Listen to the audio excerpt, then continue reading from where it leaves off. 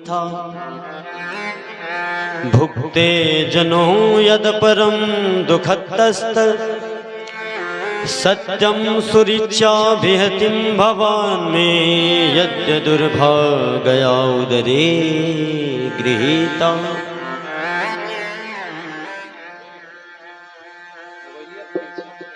सुनीति मैया कहती हैं, बेटा संसार में जितने भी जीव हैं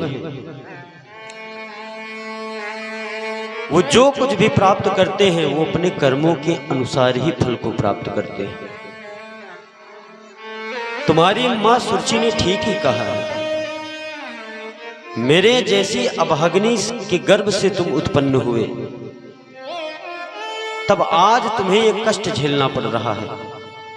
अगर तुम मेरे गर्भ से ना आते तो शायद तुम्हें ये दुख ना देखना पड़ता। इसमें तेरी मैया का कोई दोष नहीं, सुरुचि मैया, इसमें तो दोष मेरा है, मुझ अभागन का दोष है। और बंधु, जो महान आत्मा होते हैं वो कभी किसी को दूसरे को दोष नहीं देते हैं, कभी किसी को दूसरे को कभी नहीं दोष देंगे, अपना ही पहले दोष लेंगे। जब राम जी को वनवास हुआ तो सारी प्रजा में चर्चा छिड़ने लगी कि राम जी के वन गमन का कारण कौन है, किसका दोष है जिससे राम जी को वन जाना पड़ा। तो किसी ने कहा कि इसमें दोष मंथरा का है। मंथरा ने अगर कैकेयी की बुद्धि में विकृति ना उत्पन्न की होती तो वो महाराज दशरथ से ऐसा वरदान क्यों मांगती। इसलिए दोषी मंथरा है। तो किसी ने कहा नहीं नहीं, मंथरा नहीं है, दोष तो रानी का है। कैकेयी तो रानी थी और एक महारानी एक दासी की बात मान जाए, उसके अनुसार करे, ये तो धर्म नहीं है। तो इसलिए दोष मंथरा का नहीं, दोष तो कैकेयी मैया का है। उन्हें समझना चाहिए था कि ये मंथरा मुझे बहला रही है। तब किसी ने कहा इसमें कैकेयी का दोष भी नहीं है। बोले तब, बोले इसमें दोष राजा दशरथ जी का है। बोले कैसे? बोले वो एक राजा है, धर्मात्मा है, उन्हें धर्म अधर्म का पता है, नीति का पता है। वो राजा कैसा जो अपनी पत्नी की बात में आ जाए और धर्म अधर्म का ख्याल न करके वो उसके विपरीत चला जाए और अधर्म का मार्ग चयन कर ले। तो इसमें कैकेयी का भी दोष नहीं, इसमें दोष तो महाराज दशरथ का है। वो तो नीतिज्ञ हैं, उन्हें धर्म अधर्म पता है। तो किसी ने कहा कि इसमें महाराज दशरथ का भी दोष नहीं। बोले फिर? बोले इसमें दोष राम जी का है। बोले कैसे? बोले मान लो महाराज दशरथ अपनी पत्नी के वचन के वशीभूत थे, उन्होंने ऐसा कर दिया, लेकिन राम जी को तो इसका प्रतिकार करना था। राम जी चुपचाप वन क्यों चले गए? वो भी कहते, उत्तर देते कि मैं क्यों वन में जाऊं 14 वर्षों के लिए। बहस करते। आज एक हाथ जमीन की बात अगर आ जाए तो भाई भाई में टकरार हो जाती है, मुकदमा चल जाता है, हा? खून के एक दूसरे के प्यासे हो जाते हैं महाराज। तो दोष तो राम जी का है, उनको प्रतिकार करना था, अपना हक मांगना चाहिए था। तो सबने अपनी अपनी बात कही। लेकिन महाराज एक गजब की बात आपको बताऊं, भरत जी ने क्या कहा। भरत जी कहते हैं, जब भरत जी से पूछा गया दोषी कौन, तो भरत जी कहते हैं न मंथरा या न च मातुरस्य दोषो न राज्ञो न च राघवस्य मत पाप में वात्र निदानमासीत्। कहते हैं न मंथरा न च मातुरस्य, इसमें न मंथरा का दोष है, न मातुरस्य न च मातुरस्य, न तो माता का दोष है। दोषो न राज्ञो, और न तो राजा का दोष है, न च राघवस्य, और न तो भगवान रघुनंदन का दोष है। श्री भरत जी महाराज कहते हैं कि मत पाप में वात्र निदानमासीत्। ये मेरे ही पूर्व जन्म के कुछ ऐसे पाप हैं जिनके कारण मेरे भगवान स्वरूप भैया को वन में जाना पड़ा, इसमें किसी का दोष नहीं है। तो महाराज जो महान आत्मा होती है वो कभी दूसरे में दोष को नहीं ढूंढती। उसी प्रकार आज सुनीति मैया अपने पुत्र से कह रही है, बेटा रो मत, इसमें तेरी छोटी मां सुरुचि जो कह रही हैं वो सही कह रही हैं, इसमें दोष तेरा नहीं है पुत्र, दोष तो मेरा है कि तू मेरे उदर से आया है, मेरे पेट से आया है।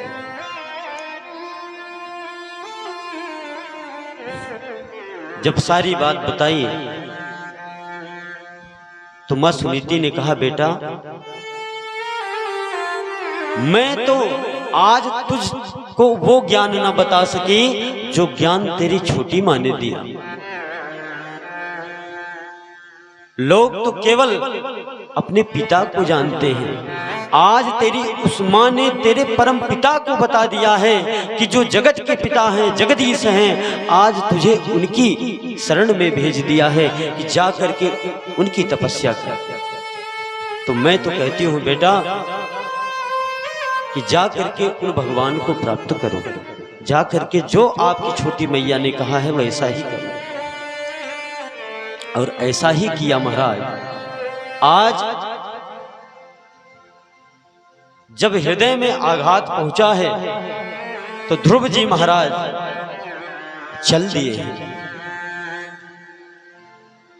वन की ओर, और रास्ते में नारद जी को भगवान भेजते हैं। भगवान कहते हैं कि हे नारद जी जाओ, देखो मेरा पुत्र, मेरा बालक, मेरा भक्त, छोटा सा बालक जिसकी अवस्था मात्र 5 वर्ष है, वो मेरी तपस्या के लिए जा रहा है। और कोई भी कार्य की सिद्धि करनी हो, भगवत प्राप्ति के लिए कोई कार्य करना हो, तो बिना गुरु के भगवत प्राप्ति नहीं होती। इसलिए मानो गुरु के रूप में एक नियामक सत्ता, अपनी एक नियामक सत्ता गुरु स्वरूप में आज स्वयं भगवान नारद जी को भेज रहे हैं। बोलिए नारद जी भगवान की जय हो। अब यहाँ पर एक विशेष बिंदु,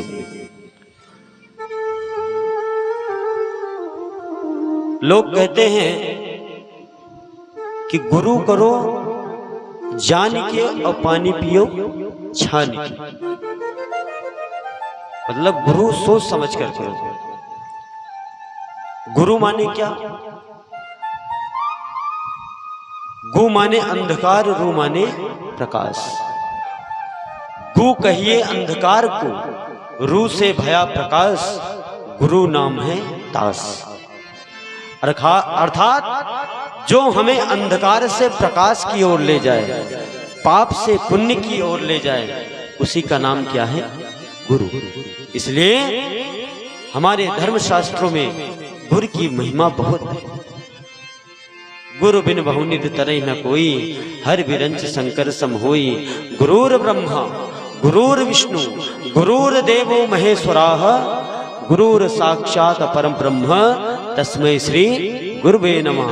और यहाँ तक गुरु भक्ति योग में बताया गया कि ध्यान मूलम गुरु रूपम, पूजा मूलम गुरु पादुकाम, मंत्र मूलम गुरुर्वाक्यम, मंत्र मूलम गुरुर्वाक्यम, मोक्ष मूलम गुरु कृपा। कितनी बड़ी महिमा शास्त्रों ने बताई। गुरु की बड़ी महिमा है महाराज, और बिना गुरु के तो भगवत प्राप्ति होती नहीं। इसलिए भगवान ने आज देवर्षि नारद को भेजा, और मानो भगवान के रूप में ही देवर्षि नारद आ गए, और आकर के ध्रुव जी के सामने आते हैं और आकर के कहते हैं, बेटा कहां जा रहे हो? तब नारद जी से ध्रुव जी महाराज ने कहा कि मैं भगवान की तपस्या करने जा रहा हूं। तो नारद जी बड़े प्रसन्न हो गए महाराज, बोले ये 5 वर्ष का बालक और भगवान की तपस्या के लिए जा रहा है। प्रसन्न हुए और कहा ठीक है बेटा, जाओ तुम्हें सफलता मिलेगी। यमुना के तट पर एक सुंदर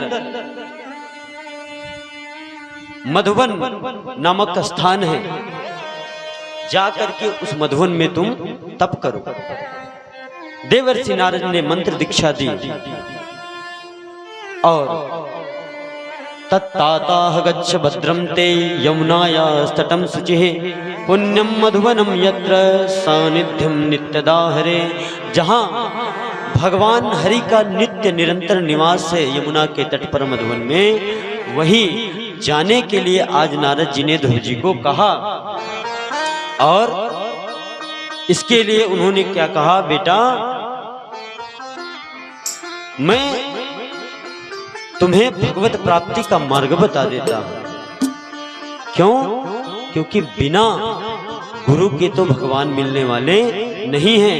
इसलिए आज ध्रुव जी को श्री नारद जी ने अपना शिष्य बनाया, और शिष्य बना करके मंत्र दीक्षा दे दी। और यही बात श्री गोस्वामी जी महाराज कहते हैं कि 12 अक्षर मंत्र पुनि जपय सहित अनुराग वासुदेव पद पंकुर दंपति मन्नतिला। यही 12 मंत्र। कौन सा मंत्र? ओम नमो भगवते वासुदेवाय। यही मंत्र दिया और कहा जा करके इस मंत्र का अनुष्ठान करो, और तुम्हें इस मंत्र के माध्यम से भगवान की कृपा मिलेगी, उनका दर्शन प्राप्त होगा। जाकर के नियम बताया और नारद जी उसके बाद गए। अब मधुबन में पहुंचे हैं श्री ध्रुव जी महाराज यमुना के तट पर। तो वहां तो कोई ना तो मंदिर है ना तो कोई मूर्ति है। तो वहां उन्होंने क्या किया कि भगवान का स्वरूप मानने के लिए वही बालुका उठाई और उसी का पिंड विंड बना लिया, और उसी को ही भगवान मानकर, उसी को अपनी भक्ति का केंद्र बिंदु मानकर पूजन करने लगे। और कंदमूल खा करके जीवन अपना जीने लगे। तपस्या उनकी शुरू हुई। पहले क्या करते कि तिरात्रांते कपित्थवदराशनाः 3 दिन तक जप करते। तिरात्रांते 3 रात तक करते। उसके बाद फिर तपस्या को विराम करके अपना नित्य कर्म करते, कंदमूल फल खा लेते। धीरे धीरे क्या हुआ कि 6 दिन 6 रात्रि तक लगातार मंत्र का जप करते रहे। और जब तीसरा महीना आया, पहले दूसरे महीने, पहले महीने में तो 3 दिन 3 रात, दूसरे महीने में उसी का दूना 6 दिन 6 रात। और जब तीसरा महीना आया महाराज, तो तृतीयम चानयान मासम 9 में अनि। चौथा महीना आया तो क्या करने लगे, 9 दिन पर 9 रात्रि 9 दिन तक लगातार मंत्र का जप करते रहे। और फिर चौथा महीना तो आ गया, उसके बाद 12 दिन तक महाराज जप करने लगे 5वें महीने में। और ऐसा हुआ कि उनका जो मंत्र था वो पूर्ण सिद्ध हो गया। जब 12 दिन तक जप करने लगे लगातार, तो कंदमूल फल भी खाना छोड़ दिया। पानी पीकर रहने लगे। फिर धीरे धीरे क्या हुआ, जल को भी त्याग दिए। अब जब 5वां महीना आया महाराज उनका, तो उन्होंने अन्न जल तो त्यागा ही था, वायु भी त्याग दिया। आज अपनी वायु को चढ़ा करके, अपनी श्वास को चढ़ा करके अपने ब्रह्मरंध्र में स्थापित कर दिया। और जब ऐसा किया, अपनी सांसों को रोका, महाराज सारा ब्रह्मांड कांपने लगा, सबकी सांसें रुक गई। सारे देवता घबराए, सारे देवता घबरा करके ध्यायेन ब्रह्म पदेकेन तस्थो स्थाणुरिवाचला। कहते हैं श्री मैत्रेय जी महाराज विदुर जी से कहते हैं कि विदुर, आज ध्रुव जी महाराज ऐसी विलक्षण तपस्या कर रहे हैं कि ऐसा तो आज तक किसी ने किया ही नहीं। कैसे कि ध्यायेन ब्रह्म, अपने ध्यान को उस एक ब्रह्म में स्थापित करके पदेकेन, पद एकेन, एक पद से तस्थो स्थाणु रिवाचलः, जिस प्रकार से एक स्थाणु रिवाचलः अचल हो करके, एक स्थाणु एक खंभा अचल हो करके खड़ा होता है, उसी प्रकार से आज ध्रुव जी महाराज एक पैर पर अपना दूसरा पैर टिका करके खड़े हैं और अपनी श्वासों को रोक दिया है। तब तो महाराज सबकी सांसें अटक गई, पूरा चराचर जगत तड़फने लगा। सारे देवता भागे भगवान के पास, तो भगवान ने कहा चिंता मत करो, मेरा भक्त ध्रुव मेरी तपस्या कर रहा है और मैं जा करके अब उसको दर्शन दूंगा, तुम सब चिंता मत करो।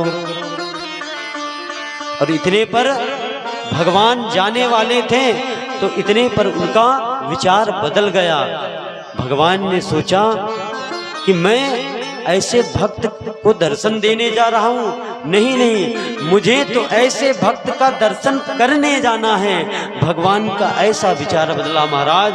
आज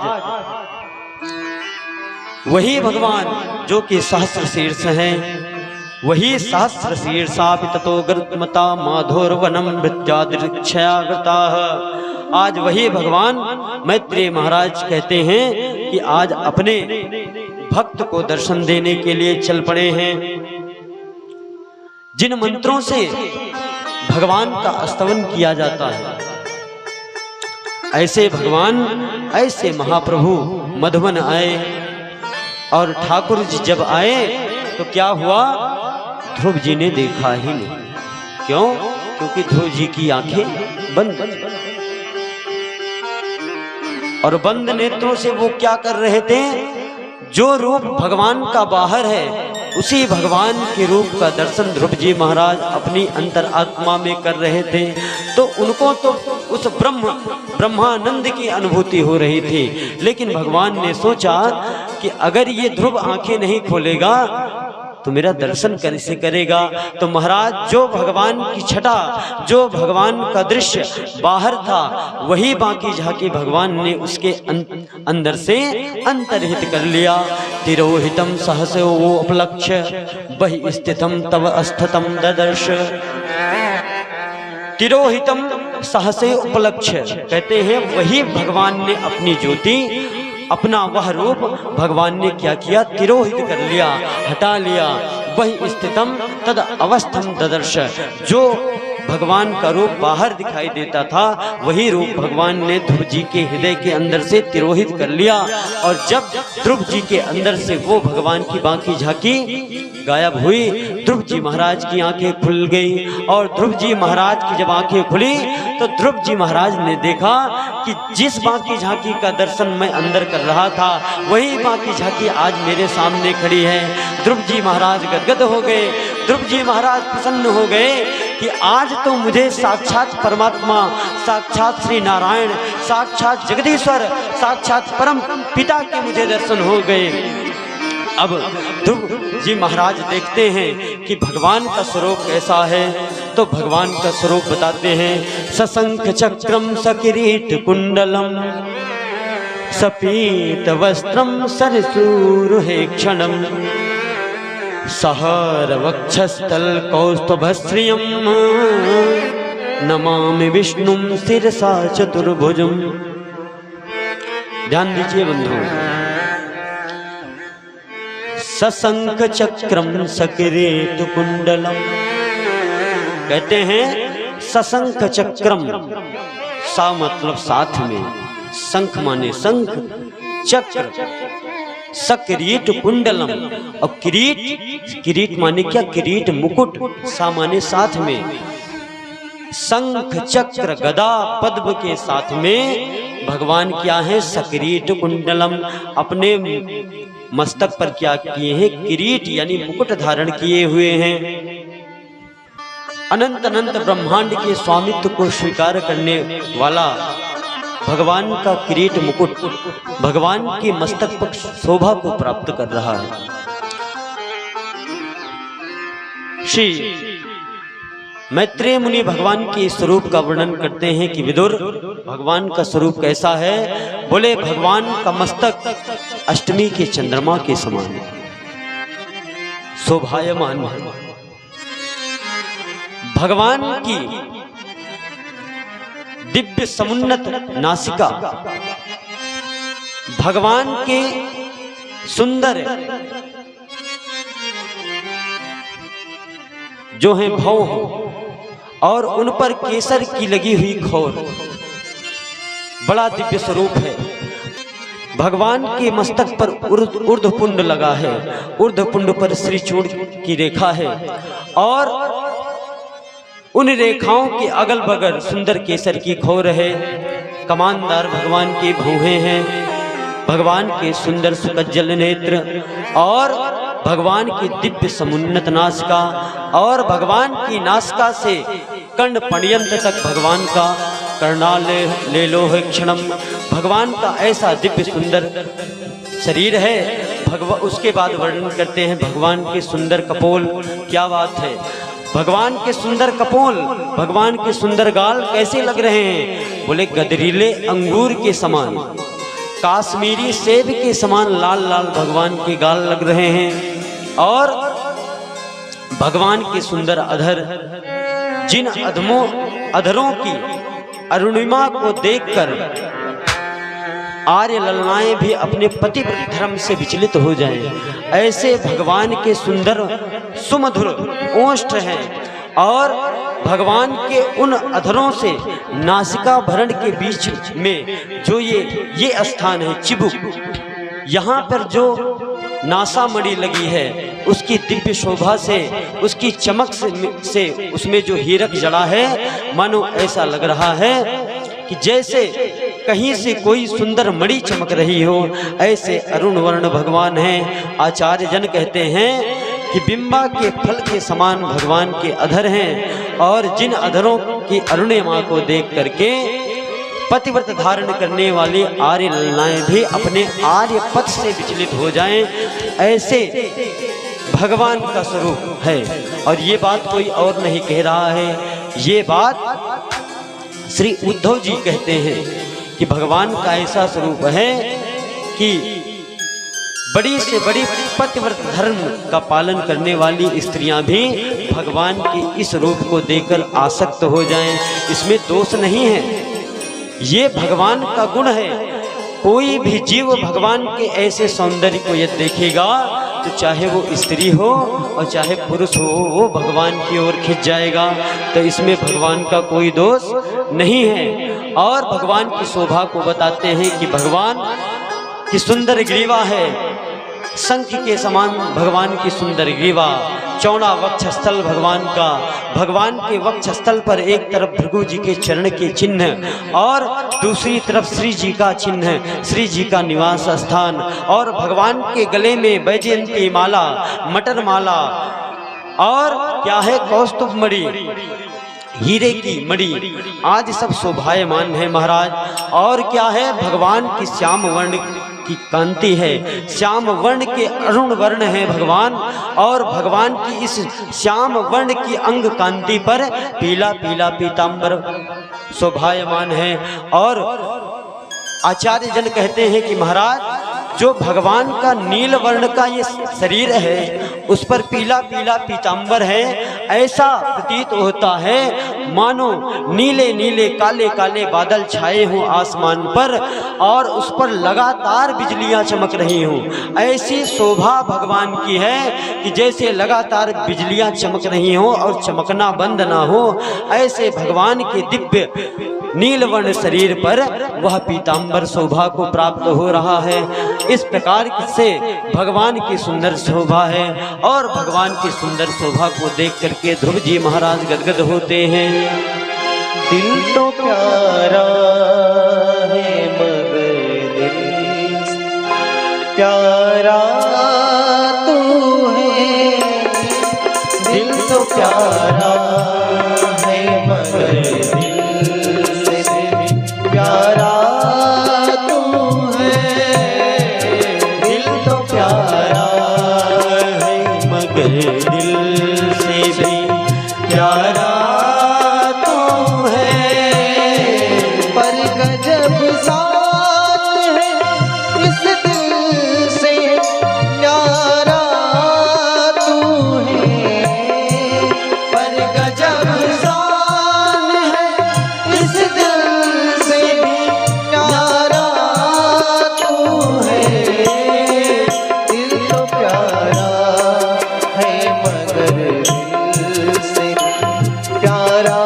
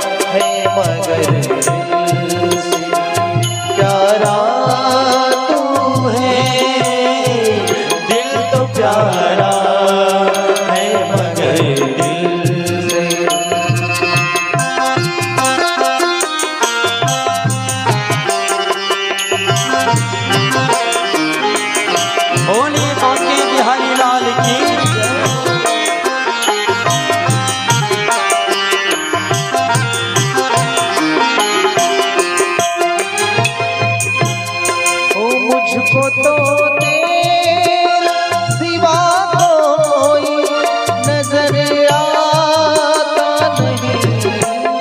ओ मुझको तो तेरे सिवा कोई नजर आता नहीं। ओ मुझको तो तेरे सिवा कोई नजर आता नहीं। मुझको तो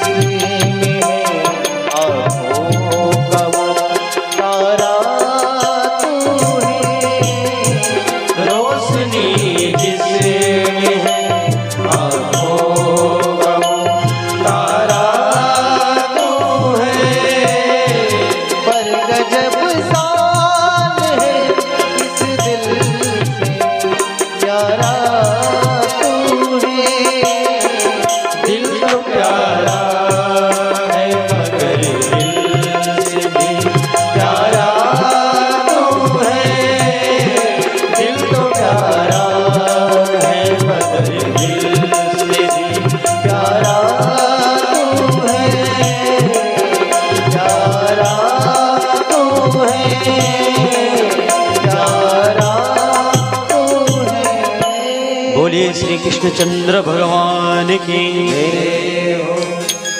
तो महाराज भगवान की ऐसी दिव्य शोभा जब ध्रुव जी महाराज ने देखी तो ध्रुव जी महाराज का मन हुआ मैं भगवान की स्तुति करूं। लेकिन ध्रुव जी महाराज स्तुति कैसे करें? अब ध्रुव जी महाराज जब कहीं पढ़े लिखे हों तब तो स्तुति करें। वो तो स्कूल भी नहीं गए, 5 वर्ष की आयु में ही जो है वो वन की ओर तपस्या के लिए निकल पड़े। और महाराज स्तुति के भी 2 प्रकार होते हैं। स्तुति 2 प्रकार से की जाती है। स्तुति एक तो स्तुति ये है कि हम जिसकी स्तुति करें उसके गुणों का बखान करें, ये एक स्तुति है। जैसे तुलसीदास जी ने किया राम जी की स्तुति, और जैसे व्यास जी ने किया भगवान की स्तुति। तो सब ने अपने अपने इष्ट की स्तुति की। और एक होता है, और स्तुति कैसे करता है व्यक्ति? उसके गुणों का बखान करके, उसके गुणों का बखान करके। और एक स्तुति ऐसी होती है जिसमें जो गुण उसमें ना भी विद्यमान है उन गुणों का भी बखान करे। जैसे कोई व्यक्ति धनवान हो लेकिन बुद्धिमान न हो, लेकिन उसके धनवान होने से आप उसके सामने कहें आप तो बड़े विद्वान हो, आप बड़े दयालु हो, बड़े कृपालु हो, आप तो दिल के बड़े धनी हो। जो गुण उसमें ना हो उन गुणों का भी आरोप करके उसकी विशेषताओं को बताए, वह भी एक स्तुति है। स्तुति का सीधा सीधा मतलब समझो चापलूसी। क्या? चापलूसी करना। अर्थात जो गुण उसमें नहीं है उसको भी बढ़ा चढ़ा के वर्णन करना।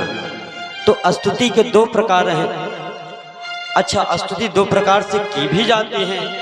एक या तो काव्य कोश का ज्ञान हो, अलंकार का ज्ञान हो, साहित्य का ज्ञान हो, तो तुरंत फटाफट अपने मन से जो है नई नई रचना करो, स्तुति निकालो और तुरंत तड़ातड़ सुनाते जाओ। लेकिन ये सब कर नहीं पाएंगे, तो फिर ऐसा नहीं कर सकते। तो जो बड़े बड़े महात्माओं ने भगवान की स्तुति की है उसी प्रकार से हम भगवान की स्तुति करें। जैसे हम लोग नित्य करते हैं, जय जय सुरनायक जन सुखदायक प्रणत पाल भगवंता। जय जय सुरनायक जन सुखदायक प्रणत पाल भगवंता। करुणा सुख सागर सब गुण आगर जेहि गावे श्रुति संता। करुणा सुख सागर सब गुण आगर जेहि गावे श्रुति संता। गोद जेहि तुकारी जय असुरारी सिंधु सुता प्रिय कंता।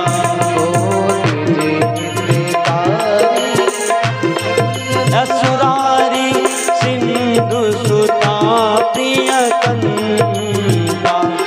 पालन सुर धरने अद्भुत करने, पालन सुर धरनी अद्भुत करनी। मरम न जाने कोई, मरम न जाने कोई। जो सहज कृपाला दीन दयाला, जो सहज कृपाला दीन दयाला। करहु मनोग्रह सोई।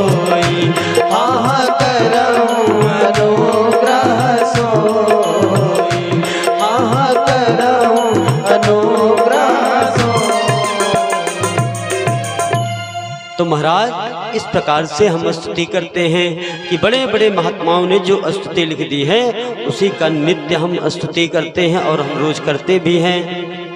भगवान की आरती गाते हैं, तन मन धन सब है तेरा, स्वामी सब कुछ है तेरा, तेरा तुझको अर्पण क्या लागे मेरा। ये सब उनकी तो रचनाएं हैं। हनुमान चालीसा पढ़ते हैं, हनुमान जी की स्तुति करते हैं, तो ये स्तुति का ये भी तरीका है कि हम दूसरों की रचनाओं को पढ़ करके भगवान की स्तुति करें। और एक ये भी तरीका है कि हम में उतनी सामर्थ्य हो तो हम स्वयं अपने मन से रचना करें और फटाफट भगवान की स्तुति कर दें।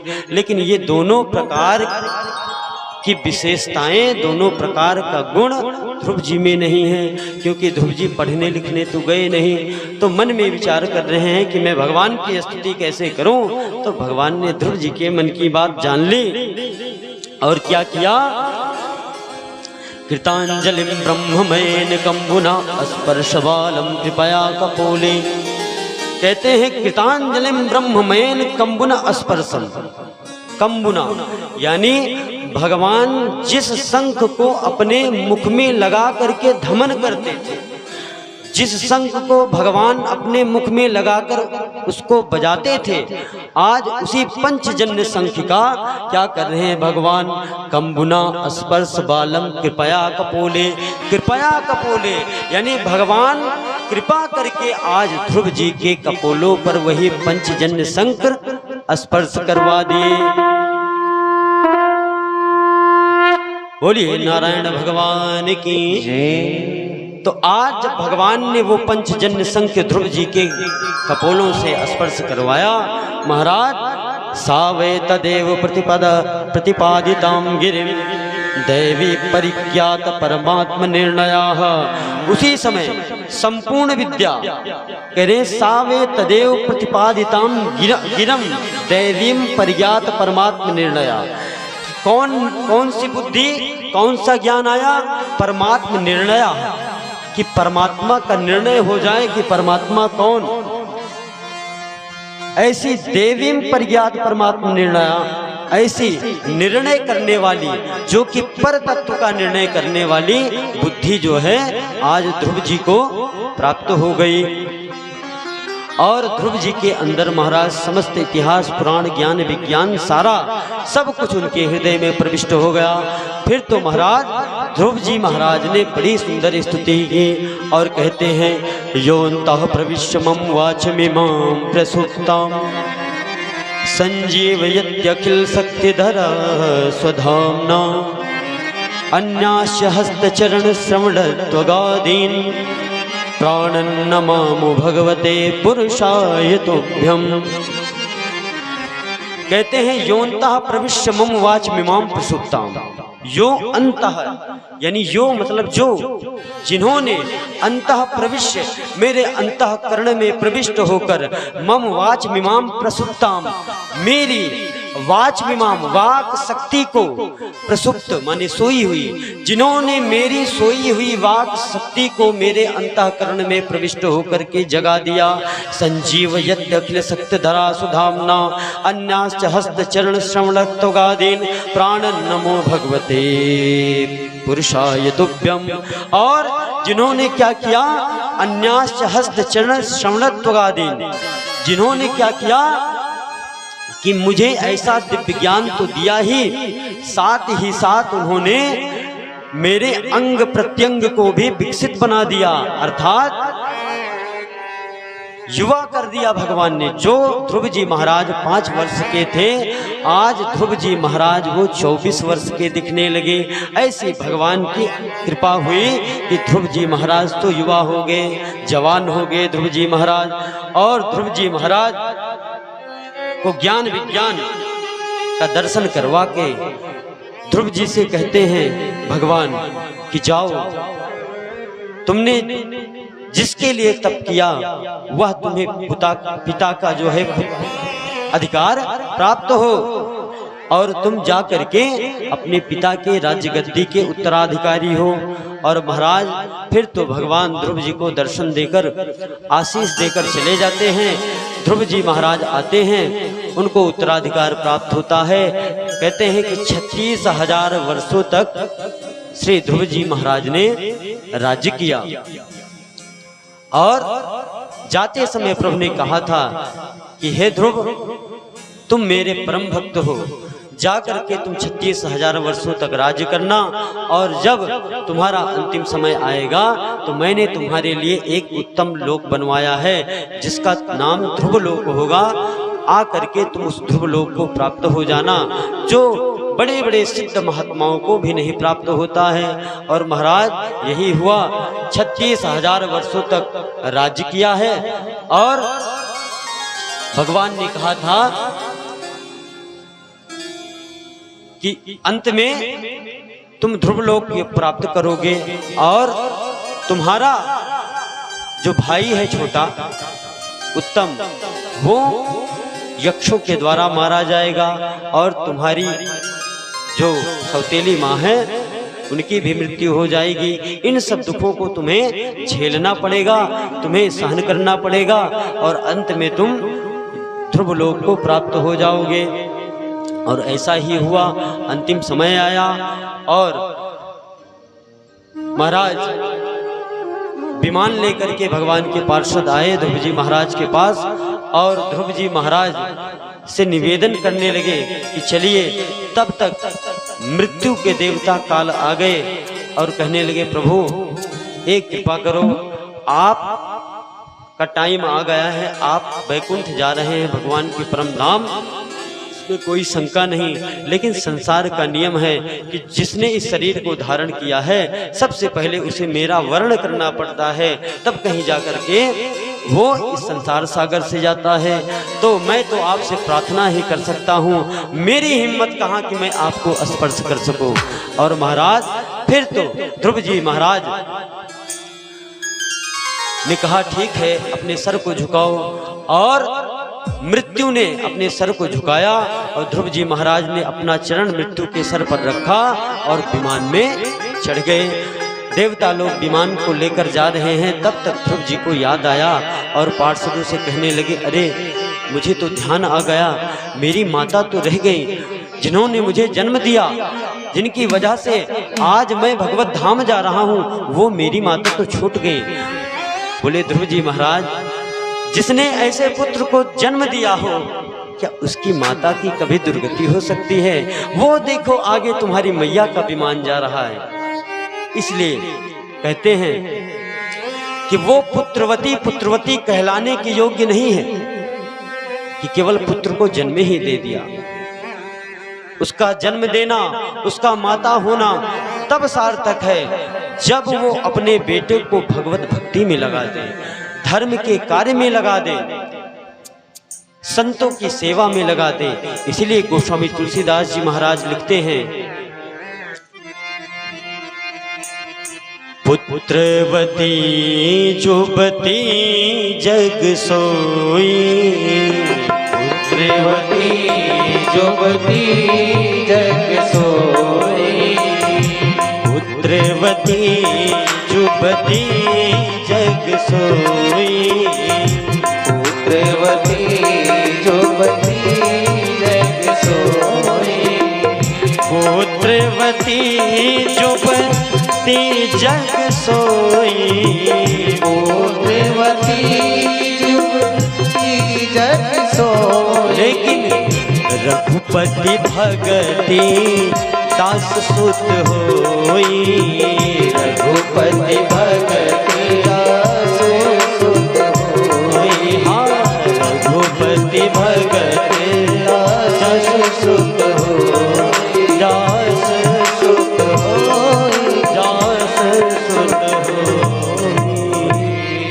गोस्वामी तुलसीदास जी महाराज कहते हैं, पुत्रवती जुबती जग सोई। वही सोई, वही पुत्रवती कहने के अधिकारी है जिसका पुत्र भगवान रघुनंदन का दास हो, उनका भक्त हो। पुत्रवती जुबती जग सोई, पर रघुपत भगत जास सुत होई। वही उसका सुत है और वही माता पुत्रवती कहलाने के योग्य है। इस प्रकार से ध्रुव जी महाराज अपनी माँ के साथ में जाते हैं, ध्रुव लोक को प्राप्त होते हैं। तो जब ध्रुव जी महाराज को उनकी सौतेली माँ ने कहा उल्टा सीधा, तब अपनी सुनीति माँ के वचनों पर विश्वास करके हरि नाम का आश्रय लेकर आज ध्रुव जी महाराज कहां से कहां पहुंच गए और कितनों की नैया भगवान के नाम का सहारा लेकर पार हो जाती है। तो भगवान का नाम कैसे भी जपो, नाम तो अपना चमत्कार दिखाएगा। वही नाम का चमत्कार ध्रुव जी महाराज को चमत्कार दिखाया। द्वादशाक्षर मंत्र का जप करके ध्रुव जी महाराज ने भगवान की प्राप्ति कर ली। इसलिए संतों ने भगवान के नाम को क्या कहा है? अमृत।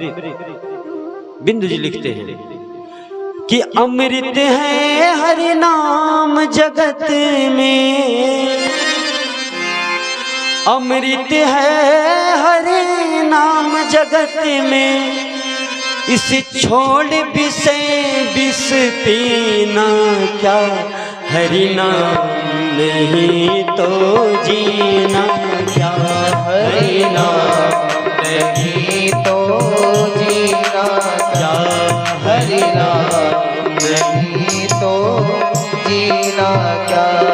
ओ अमृत है हरि नाम जगत में, अमृत है हरि नाम जगत में, ओ अमृत है हरि नाम जगत में, अमृत है हरि नाम जगत में, इसे छोड़ विष पीना क्या, हरि नाम नहीं तो जीना क्या, हरि नाम नहीं तो जीना क्या।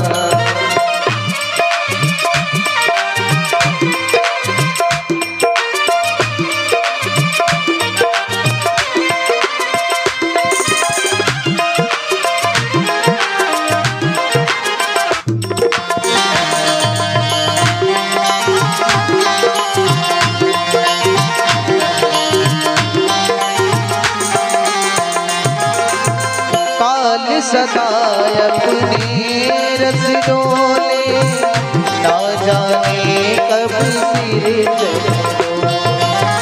काल सदा अपने रस डोले, ना जाने कब सिर चढ़ बोले। काल सदा अपने रस डोले, ना जाने कब सिर चढ़ डोले। काल सदा अपने रस डोले, ना जाने कब सिर चढ़ बोले। ओ हरि का नाम, हरि का नाम जपो निस्वास, हरि का नाम जपो निस्वास, इसे छोड़ विष पीना क्या, हरि नाम नहीं तो जीना। तालियां बजाते हुए हरि नाम नहीं तो जीना क्या। जय हो।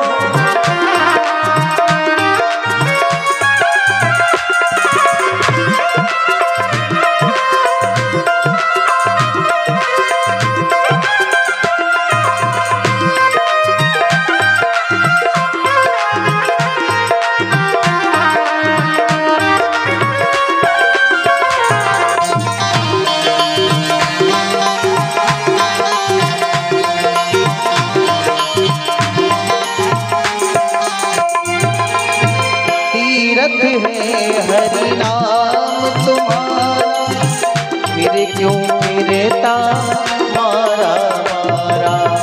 तीरथ है हरि नाम तुम्हारा, फिर क्यों फिरता मारा मारा। ओ तीरथ है हरि नाम तुम्हारा, फिर क्यों फिरता मारा मारा। वो तीरथ है हरि नाम तुम्हारा, फिर क्यों फिरता मारा मारा। जब